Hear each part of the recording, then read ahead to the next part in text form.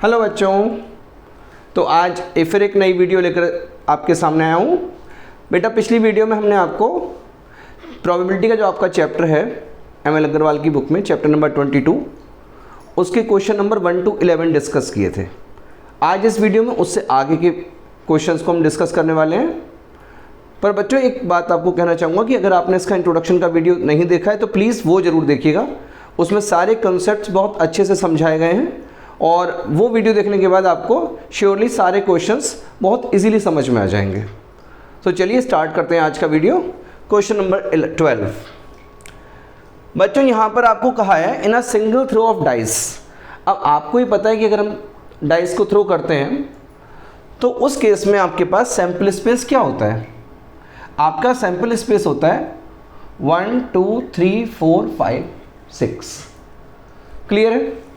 तो वहाँ पर आपके पास 6 आउटकम्स हैं। अब यहाँ फर्स्ट केस में उन्होंने आपसे पूछा है what is the probability of getting an odd number. अब देखो बेटा ऑड नंबर यहाँ पर कौन कौन से हैं? 1 3 5 means there are 3 odd numbers. तो बस आपका प्रोबेबिलिटी का फॉर्मूला क्या है? नंबर ऑफ फेवरेबल आउटकम्स जो यहाँ पर कितने हैं 3 upon total number of outcomes 6। Cancel कर दीजिए, 3 1 जा 3 2 जा, तो ये आपके पास 1/2 आ जाएगा इसका आराम से। ठीक है, इसके बाद देखिए आप सेकेंड पार्ट में उन्होंने आपसे कहा है find the probability of getting a number less than 5। तो बच्चों लेस देन 5 कौन कौन से नंबर्स हैं यहाँ पर? 1 2 3 4, बस 4 नंबर्स हैं। तो इट मीन्स आपके फेवरेबल आउटकम्स कितने हैं? 4। तो 4/6, 2 2 जा 2 3 जा, मीन्स आपकी प्रोबेबिलिटी कितनी आ गई? 2/3। बस ऐसे इजीली होते जाएंगे सारे क्वेश्चंस। अब यहाँ पर देखिए उन्होंने कहा है नंबर ग्रेटर देन 5। तो 5 से ग्रेटर तो बेटा एक ही नंबर है यहाँ पर 6। तो यहाँ पर प्रोबेबिलिटी क्या हो जाएगी बेटा? 1/6। ये आपका आंसर आ जाएगा। इसके बाद नेक्स्ट आप देखिए पार्ट कौन सा है? Find the probability of getting a prime number. बस यही एक पार्ट ऐसा है जिसमें कई बार बच्चे थोड़ी मिस्टेक कर जाते हैं, क्योंकि प्राइम नंबर्स का कंसेप्ट थोड़ा मुश्किल लगता है बच्चों को, पर बहुत इजी है। देखिए यहाँ पर तो सिर्फ फर्स्ट 6 नंबर्स हैं, 1 तो ना प्राइम है ना कंपोजिट है। इसके बाद आपका प्राइम नंबर कौन सा बनेगा? 2 3 एंड 5। तो यहाँ पर कितने प्राइम नंबर्स हो गए? 3 प्राइम नंबर्स हो गए आपके पास। तो सिंपली है क्या बनेगा? 3/6। 3 1 जा 3, 3 2 जा 6। तो यहाँ पर भी प्रोबेबिलिटी कितनी आ गई इसकी? 1/2। अब इसके बाद देखिए बेटा नंबर लेस देन 7। 7 से लेस तो बेटा सारे नंबर्स हैं, तो इट मीन्स यहाँ पर प्रोबेबिलिटी क्या होगी? 6/6, दैट इज 1। और आपको याद दिला दूं कि प्रोबेबिलिटी बेटा 0 से कम नहीं होती है कभी भी, और 1 से ज़्यादा नहीं हो सकती, हमेशा 0 से 1 के बीच में ही रहेगी। अब देखिए नेक्स्ट क्या है पार्ट इसका? Find a number divisible by, probability of a number divisible by 3। अब यहाँ देखिए 3 से डिविजिबिलिटी कौन कौन से नंबर्स हैं? 3 एंड 6, 2 ही नंबर्स हैं। तो बस 2/6, 2 1 जा 2 3 जा, तो ये आपके पास आ गया 1/3। अच्छा यहाँ पर मैं आपको एक चीज़ कहूँ, वैसे तो बहुत इजी है, अगर आपको कहीं भी कन्फ्यूज़न लगे तो आप पहले फेवरेबल आउटकम्स लिख लिया करिए, तो उससे आपको काउंटिंग में इजी रहेगा। अब यहाँ देखिए नेक्स्ट पार्ट है 7th part, find the probability of a number between 3 and 6। तो बेटा बिटवीन कहाँ है? ना तो 3 इंक्लूड होगा ना 6 इंक्लूड होगा। कौन से नंबर्स होंगे इसमें? सिर्फ 4 एंड 5। तो यहाँ पर 2 नंबर्स आ गए आपके पास, 4 एंड 5 आउट ऑफ 6। तो बेटा ये क्या हो जाएगा? 1/3। ये आंसर आ गया। उसके बाद लास्ट पार्ट है आपका find the probability of a number divisible by 2 और 3। अब यहाँ मैं आपको एक चीज़ बताऊँ बेटा, 2 और 3 दोनों के लिए एक बार लिख लीजिए फेवरेबल आउटकम्स क्या होंगे आपके पास इसमें। Favourable outcomes. बेटा पहले ही देखिए 2 से डिविजिबल कितने नंबर हैं, 2 है, 4 है और 6 है। और 3 से डिविजिबल कितने नंबर है, 2। एक तो 3 है और 6 यहाँ दे रखा है। तो इट मीन्स आपके पास कितने फेवरेबल आउटकम्स हो गए, 4। दैट इज 4 आउटकम्स ये हैं जो कि आपके लिए फेवरेबल है। तो यहाँ पर जो प्रोबेबिलिटी होगी वो क्या हो जाएगी, प्रोबेबिलिटी ऑफ इवेंट 4/6, 2/3।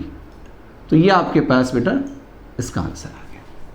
तो आप देख रहे हैं 8 पार्ट से देखने में बहुत बड़ा क्वेश्चन लग रहा था, पर बिल्कुल इजीली लेस देन 5 मिनट्स का काम है। मैं तो आपको एक्सप्लेन कर रहा हूँ तो इसलिए 1-2 मिनट ज़्यादा हो जाता है, आप फटाफट करेंगे आंसर आ जाएगा। ठीक है, चलिए दूसरे क्वेश्चन पर चलते हैं।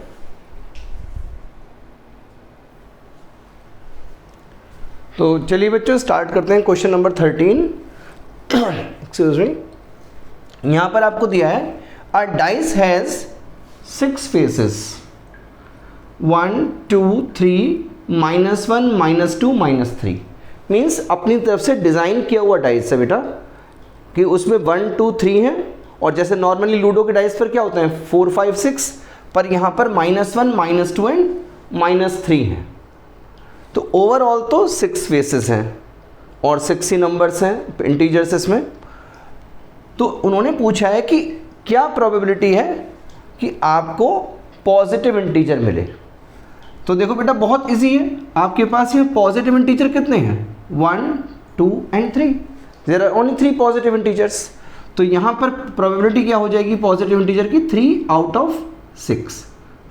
3 1 जा 3, 3 2 जा 6।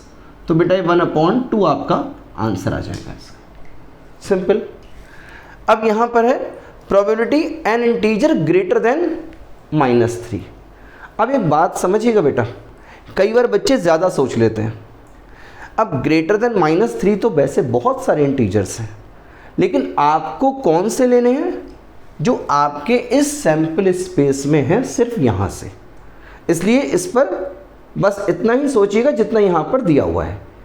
हमें सैंपल स्पेस में से ही लेना होता है अपने फेवरेबल आउटकम्स।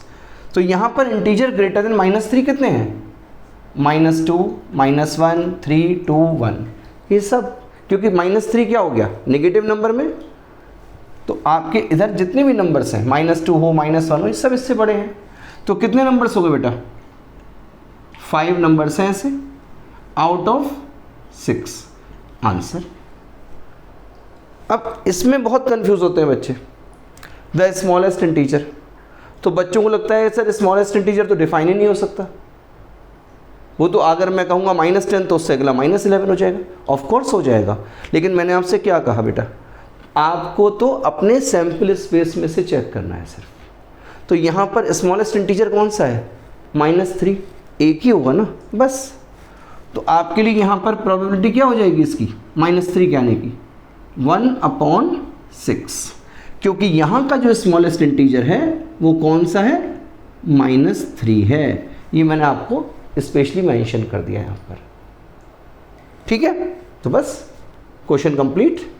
चलिए आप इसको देखिए, फिर नेक्स्ट क्वेश्चन करते हैं।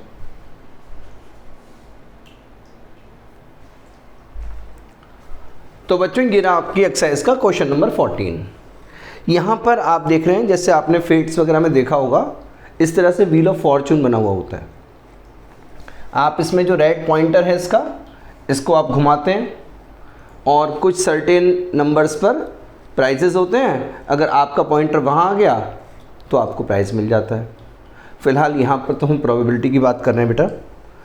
तो इसमें क्या पूछा है उन्होंने, यहाँ पर जब एक बार इसको पॉइंटर को घुमाया तो what is the probability of getting 8। तो यहाँ हम देखिए बेटा जो पॉसिबल आउटकम्स हैं आपके पास वो 8 हैं, मतलब पॉइंटर तो कहीं भी रुक सकता है 1 2 3 4 5 6 7 8 में।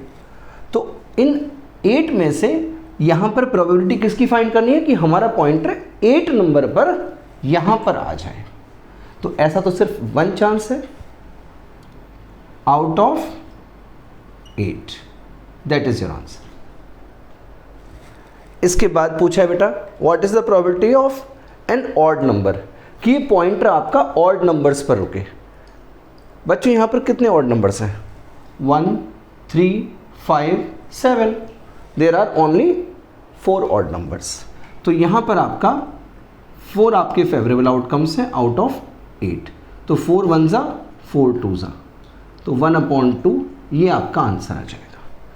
मैं फिर आपको कह रहा हूँ बेटा, अगर आपको ज़रा भी कन्फ्यूज़न हो तो आप इसके फेवरेबल आउटकम्स को पहले लिख लिया करिए, उसके बाद करिएगा।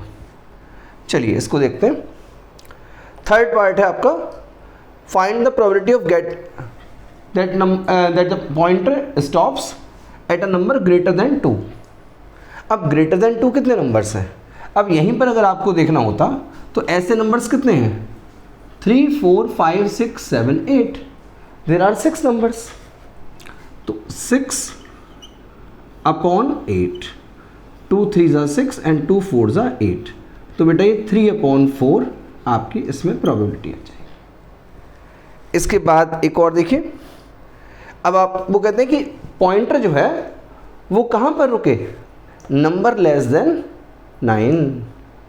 अब यहाँ देखो बेटा 9 से छोटे कितने नंबर्स हैं? आप कहोगे सर सारे ही नंबर्स हैं। ऑफ कोर्स सारे नंबर हैं। इट मीन्स यहाँ पर प्रोबेबिलिटी हो जाएगी 8/8। 8 1 जा 8 हो गया बेटा, यानी कि 100% ऐसा तो होगा ही होगा कि नंबर लेस देन 9 पर पॉइंटर स्टॉप हो। क्लियर है? तो देखो बेटा बहुत इजी क्वेश्चन है। चलिए आप इसको देखिए, फिर क्वेश्चन नंबर 15 स्टार्ट करते हैं।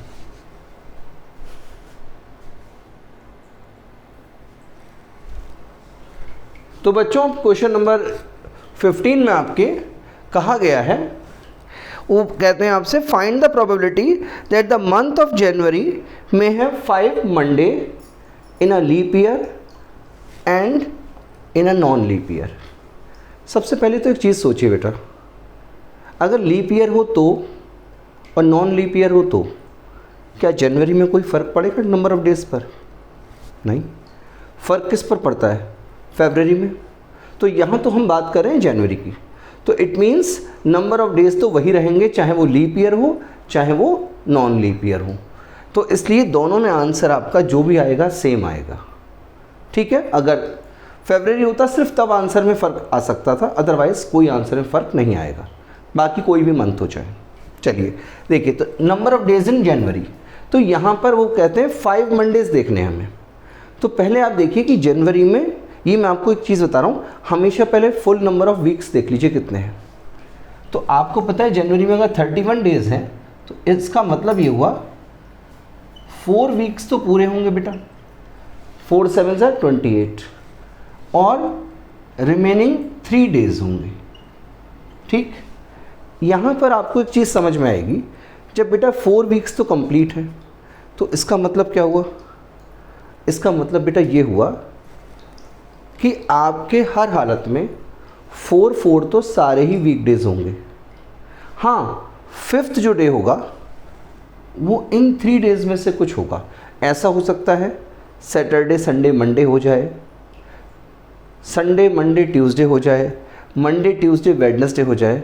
मीन्स इन 3 डेज़ में मंडे कहीं भी हो सकता है। मंडे के लिए 3 डेज़ खुले हुए हैं, वो सैटरडे संडे मंडे में भी आ सकता है। सही ना? अगर बेटा सैटरडे संडे मंडे हो जाए तब भी बात ठीक है। अगर वो संडे मंडे और ट्यूसडे होगा तब भी हो सकता है। अगर वो मंडे ट्यूसडे और वेडनेसडे हो जाए तब भी हो सकता है। मीन्स तीनों तरह से हो सकता है। तो it means out of 7 days of a week there are 3 possibilities कि 5 मंडेज़ हो जाएंगे जनवरी में। समझ रहे? 4 वीक्स तो बेटा कंप्लीट हो गए। 5th जो मंडे है, 4 मंडेज़ तो यानी जब 4 वीक्स कंप्लीट है तो 4 मंडेज़ भी हैं। अब 5th मंडे इन 3 डेज़ में कहीं भी आ सकता है और जो वीक के 7 डेज़ हैं वो भी कोई भी आ सकता है। तो यहाँ पर हमारे पास अगर 1 डे बचता तो फिफ्थ मंडे की प्रोबेबिलिटी 1/7 होती। 2 डेज बचते हैं तो 2/7 होगी। 3 डेज बचेंगे तो 3/7 होगी। तो यहाँ पर लीप ईयर हो तब भी प्रोबेबिलिटी ऑफ 5 मंडेज आपकी 3/7 हो जाएगी। और यहाँ पर अगर नॉन लीप ईयर है तब भी प्रोबेबिलिटी ऑफ 5 मंडेज, क्योंकि बात हम बेटा किसकी कर रहे हैं, जनवरी की, जिसमें कोई फ़र्क नहीं पड़ता ईयर लीप ईयर हो या नॉर्मल ईयर हो। तो इसलिए दोनों ही केस में आपके 3/7 प्रोबेबिलिटी हो जाएगी। ये आप एक स्टैंडिंग रूल बना कर रखिए कि जो भी नंबर ऑफ डेज बच रहे हैं बस आपने उसको ऊपर रखना है आउट ऑफ 7। जब भी आपको कोई फिफ्थ डे निकालना हो, चाहे वो मंडे हो फिफ्थ, या 5 ट्यूसडे की बात आए या 5 वेडनेसडे की बात आए, इस तरह से। ठीक है, चलिए नेक्स्ट क्वेश्चन देखते हैं बेटा।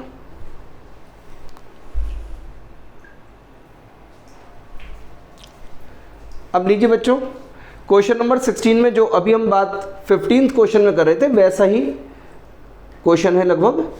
बस फ़र्क क्या है, अब आपका मंथ जनवरी की बजाय फरवरी हो गया। अब फ़र्क पड़ेगा, लीप ईयर में फरवरी में कितने डेज होते हैं 29, और नॉन लीप ईयर में कितने होते हैं 28।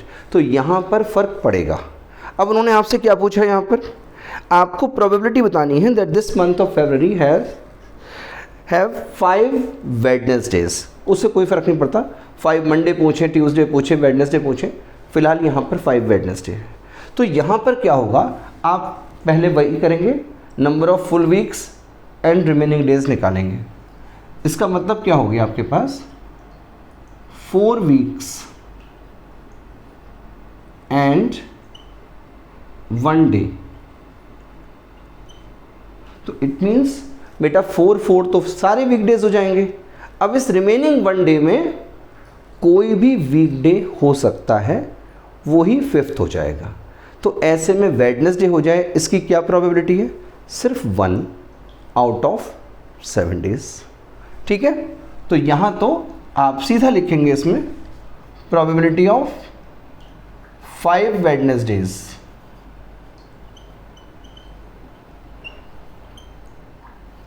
Equal to 1/7। आंसर मैंने आपको कहा ही था, जितने डेज बचे उसके अपॉन 7 कर दीजिए। तो यहाँ पर अब आप समझ गए होंगे क्या होगा। बेटा यहाँ तो बहुत ईजी है, 28 डेज हैं, 4 वीक्स कंप्लीट हो गए, और साथ में क्या आ रहे हैं 0 डेज, कोई और डे बचा ही नहीं है। तो मीन्स यहाँ तो सिर्फ 4 वीक्स होंगे, फिफ्थ कोई भी डे होगा ही नहीं। तो यहाँ पर आपकी जो प्रोबेबिलिटी है ऑफ 5 वेडनेसडेज वो क्या हो जाएगी 0/7 मीन्स 0। आंसर क्लियर है बेटा। अब इस तरह के क्वेश्चंस बोर्ड में भी आ चुका है, इस तरीके का क्वेश्चन आपका, तो अब आप कर पाएंगे। चलिए नेक्स्ट क्वेश्चन पर चलते हैं।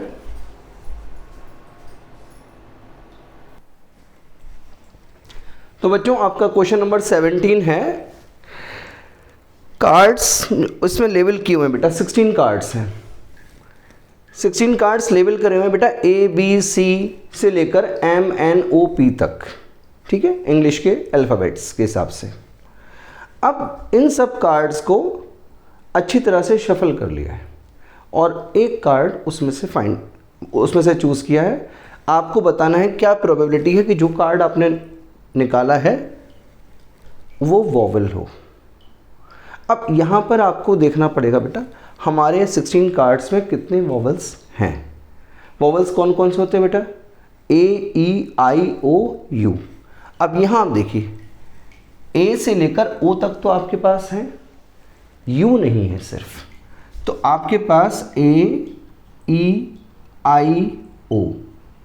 दैट इज 4 वॉवल्स आपके पास यहाँ पर प्रेजेंट है बेटे, ठीक है।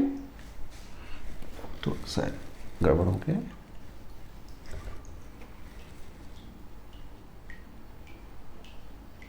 फोर वॉवल्स हैं, तो आपकी जो प्रोबेबिलिटी होगी बेटा इसमें वो होगी 4 आउट ऑफ टोटल कार्ड्स कितने हैं 16, तो 1/4 4। ये आपकी प्रोबेबिलिटी आ गई इसमें कि वो जो कार्ड आपने ड्रॉ किया है वो वॉवल वाला कार्ड हो, इसकी प्रोबेबिलिटी क्या होगी 1/4, क्योंकि 16 में से 4 वॉवल्स हैं। अब क्या पूछते हैं कॉन्सोनेंट्स। तो बेटा क्लियर सी बात है, अगर आपके पास टोटल 16 लेटर्स वाले कार्ड हैं और उसमें 4 वॉवल्स के हैं तो बच्चे कितने 12 कार्ड्स बचे जो कॉन्सोनेंट्स के हैं। क्लियर है ना। तो कॉन्सोनेंट्स के कार्ड आने की प्रोबेबिलिटी क्या होगी बेटा 12/16, 4 3 4 4 ये आपका 3/4 आ गया है। बहुत आसान भाई। इंग्लिश के अल्फ़ाबेट्स में वॉवल्स क्या हैं, कॉन्सोनेंट्स क्या हैं, आपको सबको पता है, प्राइमरी क्लासेस से करते आ रहे हैं। अब ये देखिए यहाँ पर उन्होंने कहा है नन ऑफ, प्रोबेबिलिटी आपको फाइंड करनी है। थर्ड में एक स्पेशल केस बना दिया है कि find the probability that none of the letters of the word median. जो कार्ड आपने ड्रॉ किया है उस पर कोई भी लेटर ऐसा ना हो जो मीडियन में हो। तो पहले आप ये देखिए मीडियन में बेटा कौन कौन से लेटर्स हैं, यहाँ पर ध्यान रखना है। अच्छा, तो letters of the word median जो हैं उसमें से एम इसमें है, यस। ई है, यस है। डी है, आई भी है, ए भी है और एन भी है। मीन्स 1 2 3 4 5 6, दैट इज 6 लेटर्स आपके पास हैं। अब वो कहते हैं कि ये इन 6 में से कोई ना आए, मीन्स बाकी आ सकते हैं। तो जब आप प्रोबेबिलिटी निकालेंगे, क्या none of the letters of the word median, ये तो इसमें बेटे आपको क्या करना है, ऐसे कितने लेटर्स होंगे जो मीडियन के लेटर्स को छोड़कर होंगे। अब मीडियंस में 6 लेटर्स हैं, ओवरऑल हमारे पास कितने लेटर्स हैं 16। तो बचे कितने बेटा 10 - 6, सॉरी 16 - 6 दैट इज 10। तो बस आपके पास ये कितना आ जाएगा, आप चाहें तो दिखा सकते हैं इसको बेटा 16 - 6/10। आप चाहें तो ऐसा दिखा दें, चाहें तो डायरेक्ट 10/16 कर दें। इसमें 16 होएगा बेटा, तो ये आ जाएगा 10/16, that is 2 5s and 2 8s। ये आपके पास 5/8 आ जाएगा आंसर। क्लियर है। तो बस थोड़ा सा घुमा कर दिया हुआ है उन्होंने कि आपको मीडियन वर्ड के जो लेटर्स हैं उनको देखना है। मैंने इसलिए आपको स्पेशली मेंशन किया कि आपको ये देखना है, कई बार ऐसा वर्ड आपको दे देंगे जिसका 1-2 लेटर इसमें होगा ही नहीं, तो आपको जो भी वर्ड दिया होगा उसके लेटर्स देखने हैं यहाँ पर लिखकर, और ये देखना है वो सारे यहाँ पर प्रेजेंट हैं या नहीं हैं। क्योंकि इम्पैक्ट किसका आएगा, जो लेटर्स ऊपर आपके सैंपल स्पेस में होंगे। यहाँ तो सारे हैं, मान लीजिए यहाँ पर मीडियन की जगह यहाँ पर मीडियक्स लिखा होता, ए के बाद एक्स होता, तो फिर एक्स तो यहाँ पर नहीं था ना। तो हमारे पास लेटर्स इसमें भले ही 6 हैं, पर हमारे पास सैंपल स्पेस में उसमें से सिर्फ 5 होते उस केस में, तब हम यहाँ पर 16 - 5/16 करते। ठीक है, आई होप आप समझ रहे होंगे मेरी बात को। चलिए नेक्स्ट क्वेश्चन करते हैं।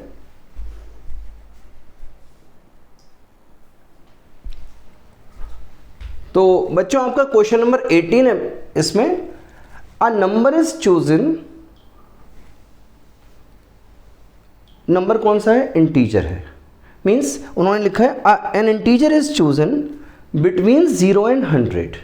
तो आपको बताना है कि क्या प्रोबेबिलिटी है कि वो जो नंबर आपने चूज़ किया है वो डिविजिबल बाय 7 होगा, और सेकंड केस में वो नॉट डिविजिबल बाय 7 होगा।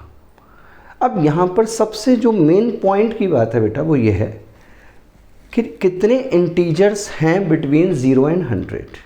बच्चे इस पर कई बार ध्यान नहीं देते हैं, सीधा 100 लिख देते हैं, कई बार 101 लिख देते हैं, सोचते हैं 100 तो ये हो गए और 0 ये है तो 101 हो गए। पर आप फोकस करिए लिखा क्या है।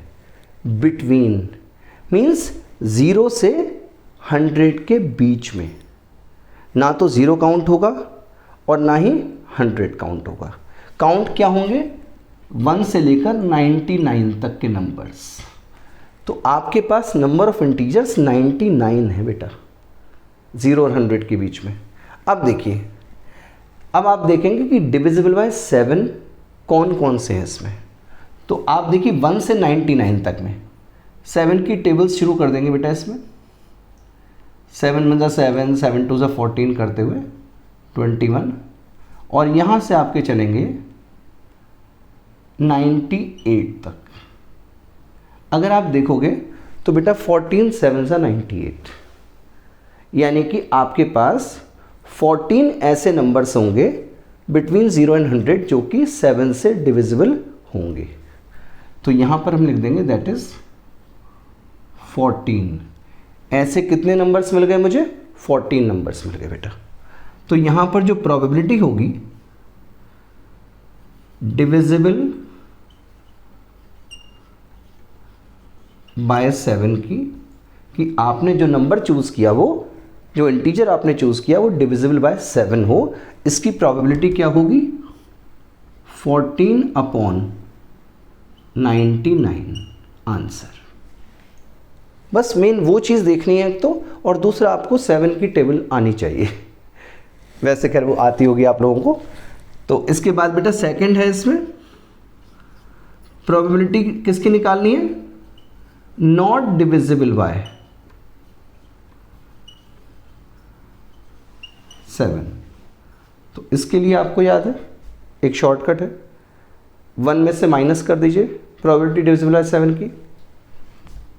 1 minus probability of divisible by 7, तो ये आ जाएगा आपके पास 1 माइनस 14/99। ये आ गया 99 माइनस 14/99। ये आ जाएगा बेटा 85/99 आंसर। सिंपल, बस कुछ पॉइंट्स ध्यान रखने से, बाकी बहुत इजी क्वेश्चन है। चलिए नेक्स्ट करते हैं बेटा।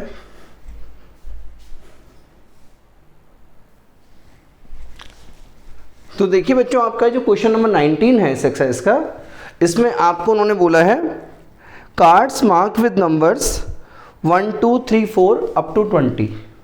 मीन्स आपके पास कितने कार्ड्स हैं? 20 कार्ड्स हैं।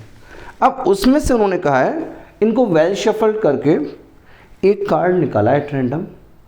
क्या प्रोबेबिलिटी है कि उस कार्ड पर जो नंबर हो वो कैसा हो? प्राइम नंबर हो। तो मीन्स बेटा पहले तो आपको देखना है कि 1 से 20 के बीच कितने प्राइम नंबर्स हैं। तो प्राइम नंबर्स का बहुत ध्यान रखिएगा। मैंने आपको बताया था 1 तो ना प्राइम है ना कंपोजिट है।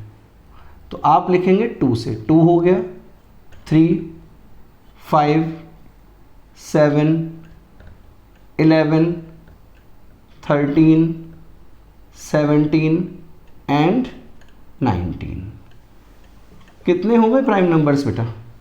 1 2 3 4 5 6 7 8 प्राइम नंबर्स आपके पास हैं। तो क्या प्रोबेबिलिटी होगी कि आपने जो भी कार्ड चूज किया उस पर प्राइम नंबर हो? उसकी प्रोबेबिलिटी क्या होगी बेटा? 8 आउट ऑफ 20, क्योंकि 8 प्राइम नंबर्स हैं 20 कार्ड्स में। 4 2 ज़ा 8, 4 5 ज़ा 20। तो बेटा ये 2/5 हो गया आपके पास आंसर। ठीक है, बहुत इसी है, बस प्राइम नंबर की आपको नॉलेज होनी चाहिए। इसके बाद देखो बेटा लिखा है डिविजिबल बाय 3। तो आप ये देखिए कि यहाँ पर 3 से डिविजिबल कितने नंबर्स हैं भाई? 3 की टेबल ले लीजिए आप। 3 6 9 12 15 18, राइट, दैट इज 6 नंबर्स हैं ऐसे। तो आपकी जो प्रोबेबिलिटी होगी कि जो आपने कार्ड चूज किया है उस पर नंबर डिविजिबल बाय 3 हो, डिविजिबल बाय 3, ये हो जाएगा आपके पास 6/20। 2 3 ज़ा, तो ये बेटा आपका 3/10 आ गया आंसर। ठीक है, इसके बाद परफेक्ट स्क्वायर्स। आप लोगों को पता है बेटा परफेक्ट स्क्वायर्स कौन कौन से होते हैं?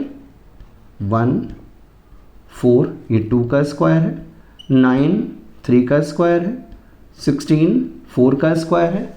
अब होने के लिए तो आपको एकदम 5 का स्क्वायर 25 भी याद आ जाएगा, पर लेना नहीं है आपको। क्यों? क्योंकि वो 20 से बड़ा है। तो आपके पास यहाँ पर 1 से 20 में कितने नंबर्स ऐसे हैं जो परफेक्ट स्क्वायर्स हैं? 4। तो आपकी जो प्रोबेबिलिटी आएगी बेटा इसकी कि आपने जो कार्ड चूज किया उस पर परफेक्ट स्क्वायर आए,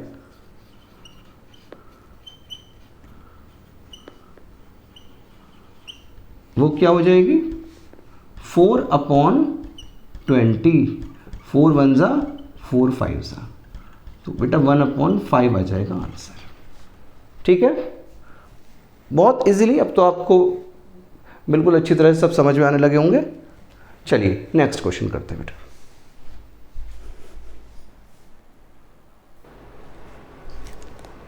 तो बच्चों ये है आपका क्वेश्चन नंबर 20 आपकी बुक का। इसमें कहा है there are 25 discs numbered from 1 to 25, means total disc कितनी है बेटा? 25, और उन पर जो नंबर्स लिखे हुए हैं वो 1 2 3 4 5 6 करके अप टू 25 नंबर्स लिखे हुए हैं। अब एक डिस्क उन्होंने एट रैंडम निकाली है, पहले शेक कर लिया, उसके बाद एट रैंडम 1 डिस्क निकाली है। उसमें से उन्होंने लिखा है a disc is drawn at random from the box, find the probability that the number on the disc is an odd number. अब देखो बेटा 1 से 25 तक ऑड नंबर भी है, इवन नंबर भी है। आपको ये पता करना है कि जो आपने डिस्क निकाली है क्या प्रोबेबिलिटी है कि उसके ऊपर ऑड नंबर हो। तो पहले देखिए ऑड नंबर्स बेटा कौन कौन से हैं? 1 3 5 7 ऐसे करके आपके 25 तक बेटा 13 ऑड नंबर्स हैं। 13 ऑड नंबर्स हो गए। देखो 13 2 26, तो उसके हिसाब से मैंने बता दिया आपको। तो जो प्रोबेबिलिटी आएगी बेटा इसमें ऑड नंबर की, वो क्या हो जाएगी आपकी? 13 आउट ऑफ 25 आंसर। जो आपको ध्यान देना है बेटा वो सेकंड पार्ट पर देना है। उन्होंने कहा है ऐसा नंबर आए डिस्क पर जो डिविजिबल बाय हो 2 and 3 बोथ। ऐसा नहीं है कि 2 से डिविजिबल हो जाए या 3 से डिविजिबल हो जाए ना, 2 से भी डिविजिबल हो और 3 से भी डिविजिबल हो। अब जैसे 4 है तो 4 बेटा 2 से डिविजिबल तो है पर 3 से नहीं है। ऐसे 3 है वो 3 से डिविजिबल तो है। जैसे 9 है 3 से डिविजिबल तो है पर 2 से नहीं है। आपको कौन सा नंबर लेना है? जो 2 से भी डिविजिबल हो और 3 से भी हो। ऐसा सबसे पहला नंबर बेटा कौन सा है? अगर आपको नहीं समझ में आया हो तो एलसीएम ले लिया करिए। 2 3 ज़ा 6, तो यहाँ पर सबसे पहला ऐसा नंबर होगा 6। बस अब 6 की टेबल ले लीजिए। 6 2 ज़ा 12, 6 3 ज़ा 18 एंड 6 4 ज़ा 24। दैट इज़ ऐसे हमारे पास 4 नंबर्स है बेटा इसमें। तो जो प्रोबेबिलिटी होगी इसकी डिविजिबल बाय 2 and 3 बोथ, तो इसकी प्रोबेबिलिटी आपकी हो जाएगी बेटा 4/25 आंसर। और लास्ट तो बहुत ईजी है, फ्री के मार्क्स है इसमें तो ऑलमोस्ट। उन्होंने पूछा नंबर लेस देन 16, तो 16 से लेस देन कितने नंबर्स हैं यहाँ पर बेटा? 15। भाई 1 से 15 तक की डिस्क भी तो है आपके पास। तो इसकी सिंपली जो प्रोबेबिलिटी होगी, ये तो नंबर कहाँ होंगे? 1 2 3 ऐसे लेकर up to 15, that is 15 numbers आपके पास ऐसे होंगे। तो प्रोबेबिलिटी, अच्छा अगर आप एक चीज़ और बताऊँ आपको, आपने ऊपर इसको मेंशन किया हुआ है। अगर आपको लग रहा है बहुत लंबा फ्रेज़ है तो आप क्या कर सकते हैं? आप सिंपली प्रोबेबिलिटी ऑफ इवेंट के लिए PE लिख सकते हैं, तब भी ये माना जाएगा कि ये ऊपर का जो है आप इसी को मेंशन कर रहे हैं। तो यहाँ पर आप PE लिख कर भी काम चला सकते हैं। तो ये क्या हो जाएगा बेटा? 15/25। 5 3 ज़ा 15, 5 5 ज़ा 25, 3/5 आंसर। ठीक है, तो बच्चों यहाँ तक मैंने आपको आज इस वीडियो में 11 से 20 तक क्वेश्चंस करा दिए हैं। बाकी रिमेनिंग क्वेश्चंस हम नेक्स्ट वीडियो में लाएंगे। तब तक के लिए बेटा, आपको वीडियो पसंद आया हो तो प्लीज़ इसको लाइक करिएगा और अपने फ्रेंड्स के साथ शेयर करिएगा ताकि उनका भी बेनिफिट हो। Thank you and have a nice day.